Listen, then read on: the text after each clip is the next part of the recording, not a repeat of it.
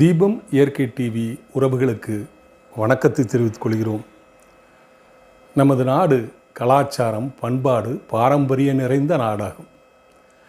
இதில் பல பேர் ஒவ்வொரு காலகட்டத்திலையும் ஆன்மீகவாதியாக பிறந்து மக்களுக்கு சேவை மனப்பான்மையிலே பல தொண்டுகள் செய்து மறைந்திருக்கிறார்கள்.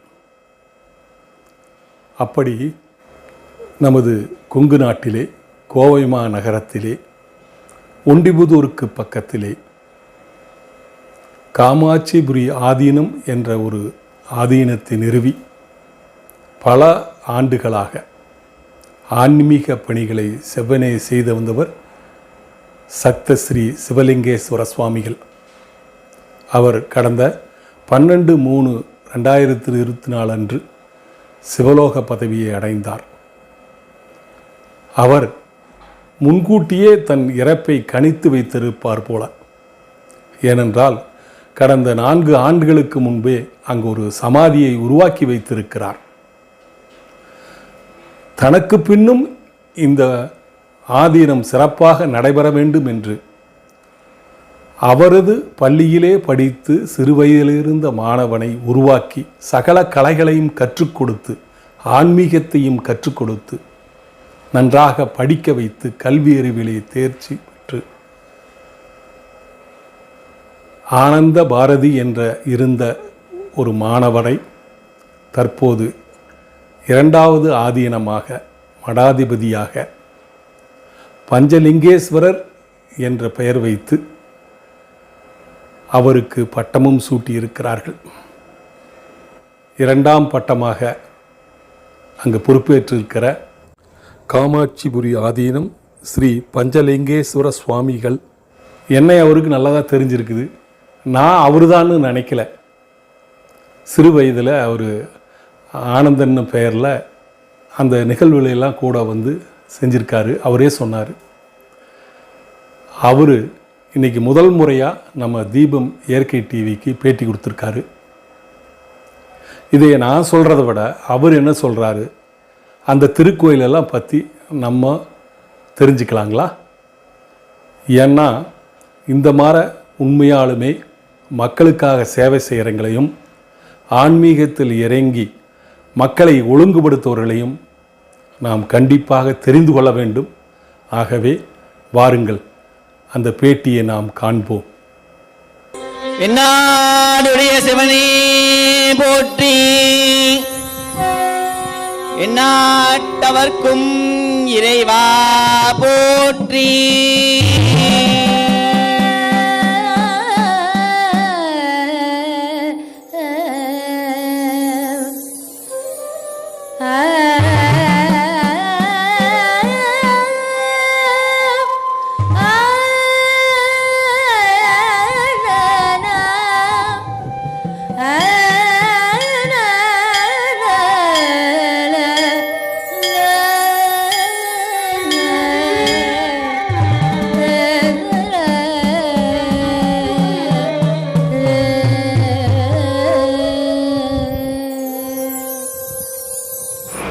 சாமி, இப்போது இவ்வளவு சிறப்பு வாய்ந்த ஒரு திருமடத்தை அவர் காலகட்டத்தில் உருவாக்கியிருக்காரு.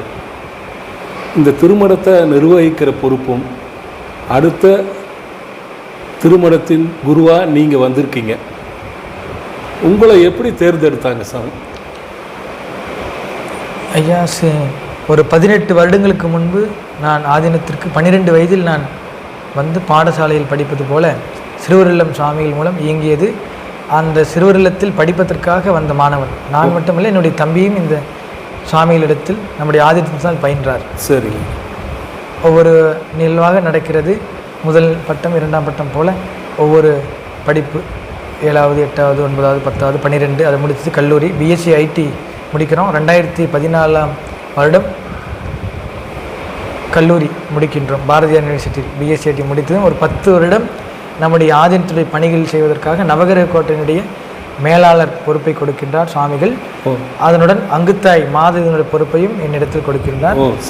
அந்த பணிகளை செவ்வனே செய்து வருகின்றேன். அதைத் தொடர்ந்து ஒவ்வொரு வருடம் ஒவ்வொரு பணி அடுத்து சித்த மருத்துவமனை ஒன்று கட்டி அதனுடைய பணியும் கொடுக்கின்றார். சரி சுவாமிகள் கொடுக்கின்ற ஒவ்வொரு பணியும் சிறு வயது முதலே, அதற்கு முன்பு பார்த்தீங்கன்னா 8th 9th 10th படிக்கும் பொழுது சரிங்க என்னென்ன கலை இருக்கின்றதோ ஆய கலைகள் 64 என்று சொல்வார்கள். சுவாமிகளிடத்தில் 400 தொழில் செய்யக்கூடியவர் சாமி. ஓ ஓ பூ கட்டுனா பூ கட்டுவார், பாடுனா பாடுவார், ஆடுனா ஆடுவார். ஓ சரி என்னென்ன தொழில் இருக்கின்றதோ அத்தனை தொழிலும் சாமிகள் செய்யக்கூடியவர், திறமல்லவர். சரிங்க. அந்த வழியிலே எனக்கு உங்களுக்கு ஒரு தயார் 5 மாணவர்களை வைத்து ஹார்மோனியம் வாசித்தல், தபேலா வாசித்தல், மிருதங்கம் வாசித்தல், பாடுதல், யோகா பயிற்சி, சிலம்பு, இவை அத்தனையும் எல்லாம் கற்று உணர்ந்து தேர வேண்டும் என்று அதற்கு வாத்தியாரை ஆசிரியர்களை நியமித்து பாடம் கற்பித்துக் கொடுக்கிறார். சாமிகளுக்கு அப்பவே தெரிந்து விட்டது அடுத்து யார் என்பதை. அவர் கண்ட காரணத்தினால்தான் எல்லா நிகழ்விற்கும் தயாராக இருக்க வேண்டும் என்று ஒரு போர்படை தளபதி என்று சாமிகளை எல்லாரும் கூறுவார்கள். அடுத்த சாமிகளே அனைத்து மடாதிபதியும் சாமிகளை கூறுவது என்னவென்று சொன்னால், ஒரு போர்படை தளபதி நம்முடைய காமாட்சி ராஜன். ஒரு இடத்துல ஒரு பிரச்சனை வருது என்று சொன்னால் அதற்கு ஆயத்தமாக இருப்பார். அந்த பிரச்சனையை போய் நின்று பார்க்கறது மட்டும் இல்லை, அந்த பிரச்சனையை முடித்து சரி பண்ணிட்டு தான் வெற்றியோட தான் சாமிகள் வருவார் ஒழிய தோல்வி என்பது அவருடைய வாழ்க்கையிலே கிடையாது. அதுபோல் முடியாது என்பது அவள் வாழும் வரை முடியாது என்பதை அவர் கூறவே இல்லை. இமயமலை கொண்டு வான்னு சொன்னால் கூட கொண்டு வந்துடுவார். அந்த அளவுக்கு தைரியம் ஆற்றலும் படைத்தவர் நம்முடைய ஞானகுரு. அதற்கு காரணம் அன்னையுடைய அருளை சிறு வயதிலே பெற்றுவிட்டார். அந்த அருளினால்தான் ஒரு 1000 மலர்கள் நூல்களை வெளியிட்டிருப்பார். ஒரு புக்குக்கு என்ன எவ்வளோ நேரம் டைம் எடுக்கு என்பது நமக்கு தெரியும். நான் மேலாளர் பதவி இருக்கும் பொழுதே சுமார் ஒரு 500 புத்தகங்களை வெளியிட்டிருப்பேன். ஒரு மாதத்திற்கு ஒரு புக்கு இல்லை, 2 புக்கு 3 புக்கு 4 புத்தகத்தை வெளியிட்டிருப்பார். எனக்கு முன்பு எத்தனை மேலாளர் இருந்திருப்பார்கள், எத்தனை நடைபெற்றிருக்கும். அதுபோல் 8000 பணிகளை செய்தவர் நம்முடைய ஞானகுரு. அந்த வகையில் என்னை அப்பொழுதே எப்படி ஒரு ஸ்தபதி ஒரு சிலையை வடிவமைப்பது 2 விதம் கூறலாம். திருமுருகன் பூண்டியில் இருக்கக்கூடிய சிலை ஒரு 5 மார்க்னா, மகாபலி ஒரு சிலை 10 மார்க். அப்போ என்னை எப்படி வடிவமைத்தார் என்று சொன்னால், அந்த மகாபலீஸ்வரம் இருக்கின்ற சிலையை போல இருக்க வேண்டும் என்று ஒவ்வொரு வருடம் ஒவ்வொன்று சிலையாக தயாரிக்கின்றார். கை தனியாக, கால் தனியாக, முகம் தனியாக, மூக்கு தனியாக, கால் தனியாக, இதையெல்லாம் 18 வருடமாக செதுக்கி கண்ணில் பார்த்து இதை சுவாமிகள் தேர்ந்தெடுத்து சாமிகள் கூறினார்கள், தம்பி சிருங்கேரி மடத்தில் சென்றால் ஆஜின குருகுலத்து படிக்கின்ற மாணவர்கள் ஒரு 50 பேர் 100 பேர் நிற்பார்கள். பசுமாடை அனுப்புவார்களாம். அந்த மாடு யாரை முட்டுகின்றதோ அவர் அடுத்து மடாதிபதி என்பது ஐதீகம். சிருங்கேரி மடம் நமக்கெல்லாம் தெரியும், கர்நாடகாவில் இருக்கு. அதுபோல் நம்முடைய மடத்தில் என்னவென்று சொன்னால், நம்முடைய மடத்தில் படித்து வளர்கின்ற மாணவர்கள், அதாவது குருகுல மாணவர்கள் எனக்கு அடுத்தபடியாக இந்த மடத்தை நிர்வகிக்க வேண்டும் என்பது சாமிகளுடைய தீர்க்கமான முடிவு. அந்த வகையில் கடந்த ஒரு வருடங்களுக்கு முன்பு சுவாமிகள் அருள்வாக்கு சொல்லக்கூடியவர், 18 மொழியில் பேசக்கூடியவர்.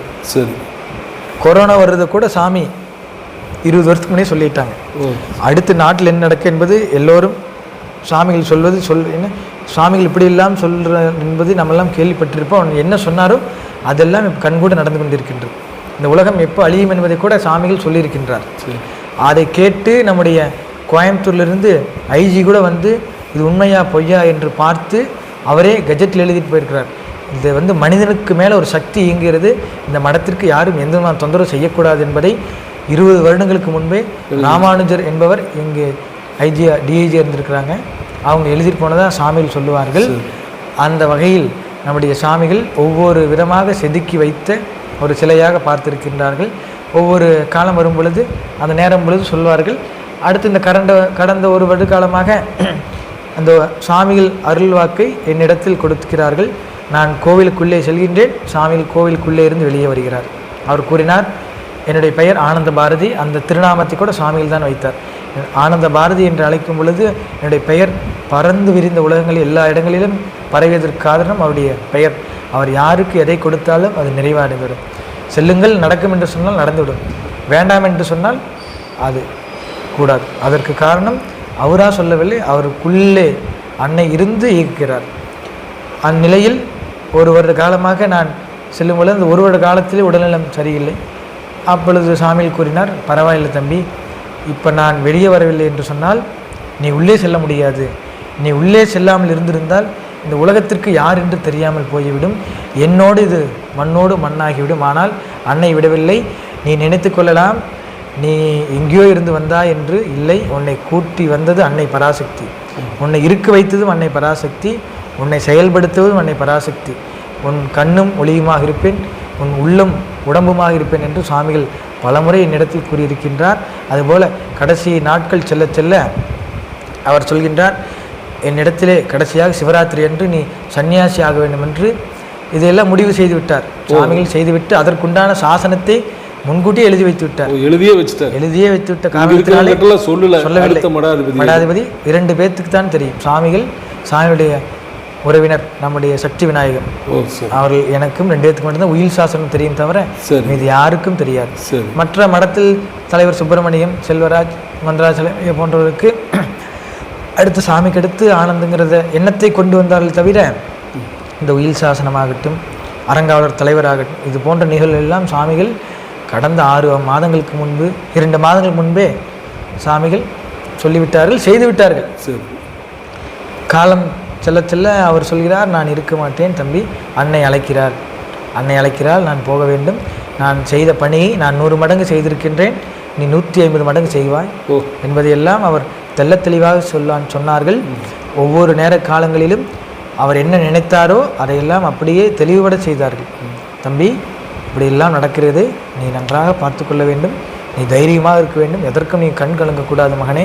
நான் எப்படி சிங்கத்தை போல் இருப்போனோ அதே போல் நீ ஒவ்வொரு பணியும் செய்ய வேண்டும் என்று அவர் எனக்கு கொடுத்த ஒவ்வொரு ஆசீர்வாதத்தையும் என்னால் நினைக்கும் போதெல்லாம் கண் கலங்குகிறது. இருந்தாலும் என் உள்ளே இருக்கிறார் என்பதை சொன்னார். கடைசியாக 11ஆம் தேதி சொல்கின்றார், மார்ச் 11ஆம் தேதி, தம்பி, என்னிடத்தில் இருந்த அம்பாள் உன்னிடத்தில் பரிபூர்ணமாக வந்துவிட்டது, நீ கவலையிட வேண்டாம்.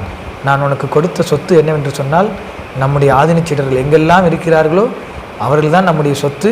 அவர்கள் நம்முடைய மடாலயத்தை நன்றாக பார்த்து கொள்வார்கள். நான் இருக்கும் பொழுது என்னுடைய புகழ் தெரியாது மகனே. நான் போன பின்பு லட்சக்கணக்கான மக்கள் இந்த சக்தி பீடத்தை தேடி வருவார்கள். அப்பொழுது நான் அமர்ந்து பார்க்க மாட்டேன், உட்கார்ந்து பார்ப்பேன் என்பதை இதையெல்லாம் ஒரு வருட காலங்களுக்கு முன்பு ஒவ்வொன்றாக ஒவ்வொரு படிக்கட்டாக சொல்கிறார். இது நடக்கும், இது நடக்கும், இது வரப்போகிறது, நீ அதற்கு ஆயத்தமாக என்று நான் இப்படி பேசுவது கூட நான் பேசவில்லை, என்னை உள்ளே இருந்து சாமிகள் பேசுவது போல தான் இருக்கிறது. என்னுடைய பேச்சில் பல்வேறு விதமான மாற்றங்கள் ஏற்பட்டிருக்கின்றது. நான் பேசுவேன் கும்பாபிடேகங்களிலே மிக சிறிய மொழியில், என்னுடைய பேச்சு கூட சத்தம் கூட எனக்கு வெளியே வராது. ஏனென்று சொன்னால் நான் சாமிகளிடத்தில் பேசும் பொழுது ரொம்ப அமைதியாக இருப்பேன். என்னுடைய குணமே அமைதியான குணம் என்று சொல்வார்கள். சாந்தமாக இருப்பேன், எதை கேட்டாலும் கூட அமைதியாக இருப்பேன். சாமிகள் கேட்பார், என்னப்பா எதை கேட்டாலும் நீ அமைதியாக இருக்கிற, பேசு தம்பி என்று கூறுவார்கள். எதற்கு பதில் வேண்டுமோ அதற்கு கூறுவேன், எதற்கு பதில் வேண்டாமோ அதை கூற மாட்டேன். கடைசி காலகட்டங்களிலே எப்படி ஒரு குரு சிஷியன் பார்ப்பார்கள், அதுபோல் ஒரு குருநாதர் தன்னுடைய சிஷியனை எப்படியெல்லாம் பார்க்க வேண்டும், எப்படியெல்லாம் அமர்த்த வேண்டும் என்பதை அவர் தெல்ல தெளிவாக செய்துவிட்டு 2017ஆம் ஆண்டு இந்த கற்கோவிலை சாமியில் கட்டும் பொழுது முழு அந்த பணி கும்பாபிஷேகம் முடிந்து கஜத்தின் மூலம், யானையின் மூலம் அன்னையை தூக்கி அமர்ந்த பொழுதே நீ அடுத்து மடாது என்பதை எல்லோருக்கும் காட்டிவிட்டேன் மகனே. அடுத்து இந்த நிலை உனக்கு வரும், அந்த நாள் கொஞ்ச காலம் என்பதை குறித்துவிட்டு இன்று பார்த்தீங்கன்னு சொன்னால் 12ஆம் தேதி அவர் மார்ச் 12ஆம் தேதி போவது கூட அவர் டைரியில் தெல்ல தெளிவாக நமக்கு காட்டிவிட்டார். இதெல்லாம் பெரிய ஆச்சரியம். அவருடைய சமாதி 5 வருடங்கள் முன்பே எழுப்பி கட்டப்பட்டது. இதுபோல் 8000 பணிகளை செய்துவிட்டு அடுத்து என்ன செய்ய வேண்டும் என்று கூட கூறிவிட்டார்கள். 12ஆம் தேதி சுவாமிகள் சிவலோக பதவி அடைகிறாரு. ஆனால் அது நீங்கள் 11ஆம் தேதி வரைக்கும் உங்களுக்கு தெரியாது, அந்த உயில் எழுதுனதெல்லாம் தெரியாதா? இல்லை, உயில் எழுதுனதெல்லாம் எனக்கு தெரியும். உயில் என்னை வைத்து தான் செய்தார்கள். உயில் காப்பி, தலைவர் பதவி என ஆடிட்டர் வைத்து அந்த பதவியிலும் செய்து விட்டார்கள். சரி. ஆனால் பரிபூர்ணமாவது என இந்த கடைசி ஒரு மாத காலம் இறைவனிடத்தில் அம்பாள் அழைக்கிறார் என்று சொல்வார்கள். 7ஆம் தேதி சொல்கிறார், அன்னை அழைத்து விட்டால் 6 நாட்கள் இருப்பேன் என்பது மட்டும் கூறினார் தவிர அழைக்கிறாள் என்று சொன்னதையும் சாமிகள் எப்பொழுதும் பேசுவது போல பேசுகிறார் என்று தான் நினைத்தோம். ஆனால் அவர் பேசியதில் ஒரு உண்மை இதுதான் என்பதை உணர்த்தி விட்டார். அந்த உணர்த்தது காரணம் இன்று நம்ம இந்த பார்க்கின்றோம் இந்த டைரி. இந்த டைரியிலே இந்த தேதி நான் இருக்க மாட்டேன் என்பதை இன்னைக்கு தான் நீங்கள் பார்க்குறீங்க. டைரியை நான் இப்பொழுது ஏனென்று சொன்னால் இந்த கடந்த 1 வார காலமாக நடந்த பணிகள், இந்த தேதியில் நான் இருக்க மாட்டேன் என்பதை 12ஆம் தேதி, இது 10ஆம் தேதி, 12ஆம் தேதி இருக்க மாட்டேன் என்பதை தெல்ல தெளிவாக அவர் மறைத்து மூடிவிட்டிருக்கின்றார். இதெல்லாம் பார்க்கும்பொழுது அவர் சித்தர் மகான். அந்த மகான் பக்கத்தில் இவ்வளோ நாள் நாம் வாழ்ந்திருக்கிறோம் என்பதை நினைத்தாலே மிகப்பெரிய பெருமை. விவேகானந்தரை நேரில் பார்த்ததில்லை, ராமகிருஷ்ண பரமஹம்சரை நேரில் பார்த்ததில்லை, அருளாளர்கள் 63 நாயன்மார்களை நேரில் பார்த்ததில்லை, 12 ஆழ்வார்கள் நாம் நேரில் பார்த்ததில்லை. ஆனால் சித்தரை 18 சித்தர்களை பார்த்ததில்லை. ஆனால் சிவலிங்கேஸ்வர சுவாமிகள் மூலம் சிவலிங்கேஸ்வர சுவாமி சித்தராக வாழ்ந்து மறையவில்லை, நம் உள்ளே கலந்திருக்கின்றார். அந்த நிலைக்கு அவர் ஏற்ப தன்னை ஆட்படுத்தி கொண்டார். சிறு வயது முதலே தன்னை ஆட்படுத்தி கொண்ட காரணத்தினாலே அவருடைய செயல்பாடெல்லாம் பார்த்து தான் நான் இந்த மடத்திலே இந்த இத்தனை ஆண்டு காலம் இருந்தது காரணம் கூட அவர் செய்த ஒவ்வொரு சமுதாய பணி தனக்கென்று இல்லாமல் தன்னை தேடிபவர்களுக்கு கொடுக்கக்கூடியவர். வலது கை கொடுப்பது இடது கை தெரியாது என்று சொல்வார்கள். அந்த வாழ்க்கை நெறிமுறையில் வாழ்ந்த நம்முடைய குருமகா சன்னிதானங்கள் எத்தனையோ குடும்பங்களை இலவசமாக நடத்தி கொடுக்கின்றார். ஏழை எளிய மக்களை மேல் மட்டத்திலிருந்து கீழ்மட்டம் வரை இறங்கி செல்லக்கூடிய நம்முடைய சாமிகள். நம்முடைய ஆதீனத்திற்கு பாரத பிரதமர் பல முறை சாமிகள் அழைத்து பல நிகழ்ச்சியில் நடத்தியிருக்கின்றார். அதுபோல் RSS என்ற தலைவர் வருவது சாதாரண காரியமில்லை. அவர் நம்முடைய ஆதீன மடத்திற்கு 2 முறை வந்திருக்கிறார். அசோக் சிங்கல்ஜி என்று சொன்னால் அந்த ராமர் கோயில் ஞாபகத்திற்கு வரும். அசோக் சிங்கல்ஜி சாமியில் வைத்த பற்று அளப்பரிய பற்று. அசோக் சிங்கல்ஜி ஐயா அவர்கள் சாமிகளை அவருடைய மடாலயத்திற்கு அவருடைய வீட்டிற்கு அழைத்து அலகாபாத்திலே வைத்து எத்தனை நிகழ்வு நடத்தியிருக்கிறார்கள். ஆனால் சாமிகள் யாரிடத்தில் குருவாக சாமிக்கு விளங்கியவர் தவத்திரு கௌமார மடாலயம் தவத்திரு சுந்தரசாமியுடைய அடியை போற்றி வந்தவர். சுந்தரசாமிகள் எப்படி என்று சொன்னால் கஜபூஜை சுந்தரசாமி என்று சொன்னால் எல்லோரும் ஏற்றுக்கொள்ளக்கூடியவர், எல்லா மதமும் எல்லா மதத்திலும் ஏற்றுக்கொள்ளக்கூடியவர். அந்த வழியிலே சுவாமிகள் எப்படி அவரை குருவாக பார்த்து நடந்து சென்றாரோ அந்த வழியிலே வந்தார்கள். அதுபோல் தயானந்த சரஸ்வதி சாமிகள் பேரூராதீனம் சாமிகள் சாந்தலிங்க ராமலிங்க சுவாமிகளுடைய அடியை பற்றி பின்பற்றியவர். தமிழ் குடமுழுக்கு எல்லா இடங்களிலும் நடைபெறுவதற்கு இருவரும் 2 கண்களாக இருந்து செயல்பட்டார்கள். அவருடைய பணியை தொடர்ந்தார்கள் சுவாமிகள். அதுபோல் தயானந்த சரஸ்வதி சாமிகள் பல மாநாட்டிலே சுவாமிகளை அழைத்து சாமிகள் நடந்து வரும் பொழுது அவர் சுவாமிகள் கூறுவார் அங்காள பரமேஸ்வரி என்று தான் அழைப்பார். சுவாமிகள் வரும் பொழுது தயானந்த சுவாமிகள் நான் பலமுறை சென்றிருக்கின்றேன், சுவாமிகள் எழுந்தென்று வணக்கம் செய்வார். ஆனால் அவர் எழுந்து நிற்க வேண்டிய அவசியம் இருக்காது. ஆனால் சுவாமிகளே பயப்படுவார்கள். ஆனால் சுவாமிகள் அவர் கண்களுக்கு தெரிவது அன்னையாகத்தான். அந்த நிலைக்கு சுவாமிகளை பக்கத்தில் அமர வைத்து பல ஆச்சாரிய சபா மாநாட்டினை கோஆர்டினேட்டராக அமைத்து சுவாமிகளை வழிநடத்தி சென்றிருக்கின்றார். அந்த வழியில் தான் 2013ஆம் ஆண்டு நரேந்திர மோடி அவர்கள் பாரத பிரதமர் ஆகுவதற்கு முன்பே சுவாமிகள் நெக்ஸ்ட் PM என்பதை சொல்லி ஆசீர்வாதம் செய்து ஒரு பச்சை துண்டை கொடுத்தார்கள். அந்த பச்சை துண்டை விழா முடியும் வரை மோடிஜி அவர்கள் தன்னுடைய கழுத்தில் வைத்திருந்தார்கள். அது ஞாபகார்த்தமாக 10 முறை சுவாமிகளை தனியாக தொடர்பு கொண்டு சுவாமிகளை 10 நிகழ்விற்கு சுவாமிகள் அழைத்து செய்திருக்கிறார். தமிழ்ச்சங்க விழா, செங்கோல் விழா, காசி கும்பாபிடேகம் விழா, எண்ணாயிரக்கணக்கான விழாக்கள் அழைத்து செய்திருக்கிறார்கள். அந்த வழிக்கு வருவதற்கு காரணம் சுவாமிகளுடைய உழைப்பும் அன்பு பக்தி அறிவு என்று சொல்வார்கள். அத்தகைய 3க்கும் இலக்கணமாக விளங்கியவர் நம்முடைய காமாட்சியாதன் என்பதை பெருமையோடு நாங்கள் எல்லாம் ஏற்றுக்கொள்கின்றோம். அவர் எந்த வழியில் சென்றாரோ அந்த வழியில் தடம் பெறலாமல் செல்வோம். அதற்கு காரணம் அவர் உள்ளிருந்து நம்ம எல்லாம் இயக்குகின்றார். அவர் என்ன நடக்க வேண்டும் என்பதை என்ன நடத்த வேண்டும் என்பதையும் கூட முன்கூட்டியே அறிந்த சித்தர். அவர்கள் 5 வருடங்களுக்கு முன்பு தனக்குரிய சமாதியை அமைத்திருக்கிறார் என்று சொன்னால் யார் ஏற்றுக்கொள்வார்கள்? யாருமே இந்த காலகட்டங்களிலே இந்த நூற்றாண்டுகளிலே இது போன்ற நிகழ்வு கண்ணில் நாம் பார்த்ததில்லை, யாரும் கண்டிருக்க மாட்டோம். ஐயா கூட இது மாதிரி நீங்கள் கேள்விப்பட்டிருக்கீர்கள். நீங்களே கேள்விப்பட்டு நீங்களே ஆச்சரியம் அடையக்கூடிய நிகழ்வுக்கு இருக்கின்றது. மகான்களுக்கு தான் தெரியும். இது போன்ற நிகழ்வு எல்லாம் மகான்களுக்கு தான் தெரியும். எப்படி பெரியவா அந்த 100 வயதிலே 100 தவில் 100 ஓதுவார்கள், 100 நாதஸ்வரம் அது வைத்து பரிபூர்ணமானார். அதுபோல ஒருத்தனாம் தேதி இப்படி போயிடும் என்று இந்த இழப்பு சாதாரண இழப்பு இல்லை, பேரிழப்பு. சாதாரண நாங்கள்லாம் ஏற்றுக்கொள்ளவே முடியாது. இந்த இடத்தில் அவர் அமர்ந்து பேசக்கூடிய இடத்தில் என்னை சிறு பயனில்லாது என்னை எப்படியெல்லாம் வளர்த்தி ஆளாக்கி இந்த இடத்திற்கு அமர்ந்து இப்படியெல்லாம் செய்ய வேண்டும் என்பதை அவரை அப்போவே தெளிவுபடுத்தி கொண்டு இத்தனை மடாதிபதிகளின் முன்னிலையில் என்னை இந்த பதவியை ஏற்றுக்கொள்வதற்கு கஷ்டமாக இருந்தாலும் கூட தன்னுடைய குரு என்னிடத்தில் இருந்து இதை வழி நடத்துவார் என்பதை நினைக்கும் பொழுது எனக்கு மகிழ்ச்சியாக இருக்கின்றது. என் குரு என் உள்ளத்திலும் இருந்து செயல்படுவதனால் எனக்கு எந்த விதமான பயம் இல்லாமல் நான் செயல்படுவேன். அதற்கு எந்த விதமான தடையும் ஏற்படாது. ஏனென்று சொன்னால் குருவிற்கு தடையெல்லாம் அவருக்கு உடைத்தெறியக்கூடியவர். எத்தகைய தடை வந்தாலும் அதை உடைத்தெறிந்து அந்த வழியிலே நேராக செல்லக்கூடிய நம்முடைய ஞானகுரு எத்தனையோ நாட்டிற்கு கால் பதித்திருக்கின்றார்.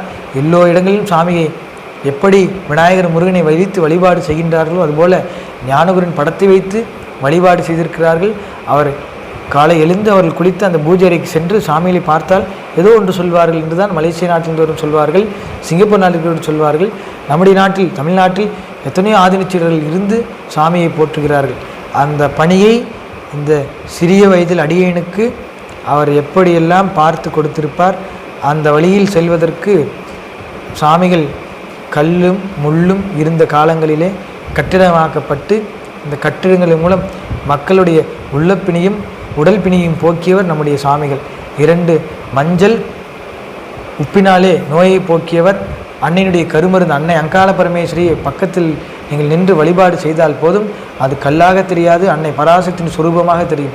சாமிகள் இந்த இடத்தில் அமர்ந்தவர்களை பார்த்தால் நீங்கள் போதும், அன்னை பராசக்தியினுடைய மறுரூபமாக தெரியும். அந்த நிலைக்கு சுவாமிகள் எங்களை எல்லாம் ஆட்படுத்தி கொண்டு குருகுல மாணவர்கள், ஆதினச்சீரர், உலக சமா தேவி பேரவை அன்பர்கள், மகளிர் மன்றத்தினர் எல்லா இடங்களிலும் நீக்கமர நிறைந்திருக்கக்கூடிய பரம்பரையுடைய அருளை பெற்றவர் நம்முடைய சுவாமிகள். அன்னையினுடைய அருளை பெற்று சாக்த நெறியிலே பல்வேறுமான மாநாடுகள் நடத்தியிருக்கின்றார். ஒவ்வொரு மாநாட்டிற்கும் எத்தனை செலவாகும் அதை எல்லோரும் சேர்ந்து செய்வார்கள். அதற்கு சுவாமிகள் உடனிருந்து பல்வேறு பணியை செய்திருக்கிறார்கள். தங்கக்கோயில் சுவாமிகள் 2 பேரும் நெருங்கிய நண்பர்கள் போல பழகுவார்கள். எந்த நிகழ்வு இருந்தாலும் சுவாமிகள் அழைத்து செய்வார்கள். அந்த வகையிலே எல்லோரு இடங்களிலும், எல்லா மனங்களிலும், எல்லா சுவாமிகள் மடாதிபதிகளின் மனங்களிலும் இடம் பிடித்தவர். மேலிருந்து அடிமட்ட தொண்டன் வரை சுவாமிகளுடைய எண்ணம் நிறைவேறும். அடிமட்ட தொண்டனுடைய உள்ளத்திலும் சுவாமிகள் நிறைந்திருக்கின்றார். அந்த வழியில் என்னுடைய திருநாமம் பஞ்சலிங்கேஸ்வரன் திருநாமத்தை கூட சுவாமிகள் சிவராத்திரி என்று மகனே இந்த மகா சிவராத்திரி என்று உன்னுடைய திருநாமம் அன்னை அங்காள பரமேஸ்வரனிடத்தில் கேட்கும் பொழுது உன்னுடைய பெயர் பஞ்சலிங்கேஸ்வரன் என்று வந்திருக்கிறது. சாக்தஸ்ரீ என்ற பெயரை நீ வைத்துக் கொள்ளலாம். பஞ்சலிங்கேஸ்வரன் என்ற திருநாமத்தை நான் இன்று முதல் உனக்கு வைத்திருக்கிறேன். உனக்கு இந்த காவி வஸ்திரம் என்னுடைய கையில் வாங்கிக்கொள் மகனே, எனக்கு பரிபூர்ணமாகிவிடும். உனக்கு 2 கொடுக்க வேண்டும். ஒன்று இந்த காவி வஸ்திரம், ஒன்று என்னுடைய பூஜை பெட்டி. இந்த 2ம் கொடுத்து விட்டால் எனக்கு முழுமையடைந்து விடும் மகனே என்று கூறுகிறார். இதெல்லாம் எனக்கு ஒன்று தென்படுகிறது. ஏன்னால் போன 25ஆம் தேதி சாமியில் கூறுகிறார், அடுத்த பௌர்ணமி அன்று நீ என்னுடைய சிம்மாசனத்தில் அமர்ந்து ஒரு 10 நபர்களுக்கு 20 நபர்களுக்கு நீ உன்னுடைய கையிலே விபூதி கொடுத்து அவருடைய மனக்குறையை தீர்க்க வேண்டும் மகனே என்று போன 25 பிப்ரவரி மாதம் 25ஆம் தேதி கூறுகிறார். இந்த மார்ச் 25ஆம் தேதி பௌர்ணமி வரை இருக்கின்ற 24ஆம் தேதி நாளை பௌர்ணமி வரை இருக்கின்றது. ஆனால் சுவாமிகள் இல்லை என்று சொல்வதற்கு இல்லை. ஏனென்றால் உள்ளே இருக்கின்றார். அது சொன்னது இன்று நடக்கிறது. என்ன சொன்னாரோ அதுபோல திட்டமிடுதல் என்று சொல்வார்கள். அந்த திட்டமிடுதல் முன்கூட்டியே அவர் அறிந்து அனைத்தையும் 1 2 அல்ல அனைத்தையும் சுவாமிகள் சொன்னது போல தான் என்னென்ன அவர் சொன்னாரோ அதெல்லாம் நடந்து கொண்டே இருக்கு. இப்போ நான் பேசுகிறது கூட இதுக்கு முன்னாடி நீங்கள் ஒரு 10 நாளுக்கு முன்னாடி எங்கிட்ட நீங்கள் பேட்டி கேட்டிருந்தீங்கன்னா இது மாதிரி நான் பேசணும்னு எனக்கே தெரியாது. ஆனால் இப்போ நான் பேசுகிறதெல்லாம் பார்த்தீங்கன்னா உள்ளிருந்து தங்குதடை இல்லாமல் ஒரு சொற்கள் வருகிறது என்று சொன்னால் அதற்கு காரணம் அவர் உள்ளே இருந்து இயக்குகிறார். இல்லை என்று சொன்னால் நான் எப்படி சொல்ல முடியும்? நான் படித்திருக்கலாம், எழுதியிருக்கலாம், ஆனால் அந்த வார்த்தை என்பது சாதாரண காரியங்கள். சாமிகள் பேசும்பொழுது ஒரு பிசுறு வராது. எப்படி என்று சொல்ல தங்குதடை இல்லாமல் அந்த வார்த்தை அந்த அருவி கொட்டுவது போல கொட்டும். அந்த வழியிலே அவருடைய ஆதினச்சீடர் முதல் மாணவர்கள் 500 நபர்கள் சென்றாலும் கூட அந்த குருவினுடைய குரு முதல்வர் கடுத்து 2ஆம் பட்டத்தை எனக்கு அவர் கொடுத்திருப்பது என்பது சாதாரண காரியமில்லை. அவர் எப்படியெல்லாம் பார்த்து கொடுத்திருப்பார் என்று சொன்னால் அதெல்லாம் தெரியாது. ஒரு சின்ன நிகழ்ச்சி நடத்துவதற்கு எத்தனை திட்டமிடுதல், அப்படி ஒரு மனிதர் அங்கிருந்து வரும்பொழுது ஜெராக்ஸ் எடுத்துடுவார். அவர் நல்லவரா கெட்டவரா, மனசில் என்ன வச்சிருக்கார் என்பதை இங்கே உட்கார்ந்துமே எதற்கு வந்தா என்பதை கூறிவிடுவார். அத்தகைய காரணம் அவருக்கு தெரியும். எந்த காரணத்துக்கு நீ வந்திருக்கிறாய், எதற்காக வருகிறாய் என்பதை தெல்ல தெளிவாக சொல்லக்கூடியவர் நம்முடைய ஞானகுரு அவர்கள். அந்த வழியில் நாங்கள் எல்லாம் நடந்து வருகின்றோம். அந்த பாதை சரியாக அவர் அமைத்து கொடுத்து விட்டார். இனி அவர் அமைத்த பாதையில் நடந்தால் போதும் தவிர புது பாதை நாங்கள் அமைக்க வேண்டிய அவசியம் இல்லை. என்னென்ன பணி செய்தாரோ அந்த பணி எல்லோருக்கும் தெரியும், நாட்டிற்கே தெரியும், உலகத்திற்கே தெரியும். இன்று அவர் புகழ் தமிழ்நாடு மட்டுமல்லாது, இந்தியா மட்டுமல்லாது, வெளிநாடுகள் வரை பறந்து விரிந்திருக்கிறது. நான் போன பிறகு என்னுடைய புகழ் இன்னும் ஓங்கு மகனே, நான் 1 மடங்கு செய்து நீ 4 மடங்கு செய்வாய் என்பதெல்லாம் கூறியிருக்கின்றார். அந்த நிகழ்வு கண்கூட ஒவ்வொன்றும் எனக்கு தெரிகின்றது. அந்த வழியிலே அடியேன் எப்படி சுவாமிகள் செய்தாரோ சமுதாய பணி, ஆன்மீக பணி, அந்த வழியிலே நாங்களும் செல்வோம், நம்முடைய திருமட மடாலய அன்பர்களும் செல்வோம் என்பதை தெளிவுபட கூறுகின்றோம். எல்லாம் நிறைவாகட்டும். துர்கை மகாசக்தி, லட்சுமி மகாசக்தி, வாணி மகாசக்தி, அங்காளி மகாசக்தி. உண்மையாலுமே ரொம்ப பெருமையாக இருக்குது. நாம் சுவாமிகள் இவ்வளவு பணியாற்றி இருக்காரு. ஒரு பணி செஞ்சு இது மாதிரி திருமடத்தை உருவாக்குறது பெரிய காரியம் இல்லை.